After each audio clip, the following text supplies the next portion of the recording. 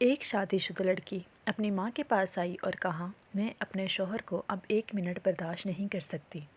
रोज़ रोज़ के झगड़ों से मैं तंग आ गई हूँ। मेरा दिल करता है इसे मार दूँ, लेकिन कानून से डर लगता है कि मेरी भी ज़िंदगी बर्बाद हो जाएगी। माँ ने कहा, ये कोई ऐसा मसला नहीं है, मैं तुम्हें एक जहर देती हूँ। ये आहिस्ता आहिस्ता काम करता है। रोज़ाना इसे थोड़ा थोड़ा खाने में देना, बस खाना लजीज बनाना, किसी शक ना हो। लड़की खुश हो गई। माँ ने कहा, लेकिन तुम्हारे घर रोज़ाना झगड़े होते हैं। सारा ख़ानदान जानता है तुम्हारी नहीं बनती। शक फिर भी तुम पर जाएगा, तो जितने अरसे में ये जहर काम करेगा, तुम घर का माहौल बदल दो। प्यार और मोहब्बत से रहो, घर में अमन और शांति बनाओ। बेचारा कुछ अरसे का मेहमान है, इस पर शक ना करो, बेजा फरमाइशें ना करो।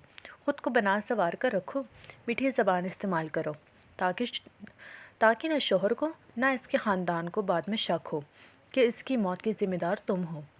लड़की ने कहा, हाँ, कुछ अरसे के लिए मैं ये कर लूँगी। वो जहर की पुड़िया ले गई।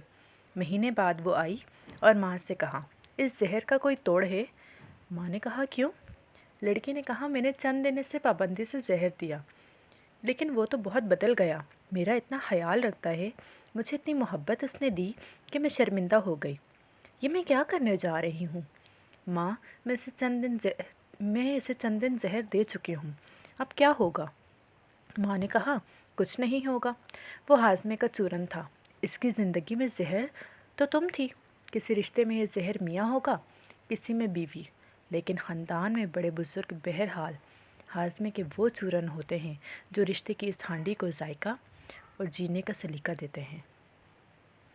जज़ाकल्लाह। अल्लाह हाफ़िज़। अपना बहुत ख्याल रखिएगा।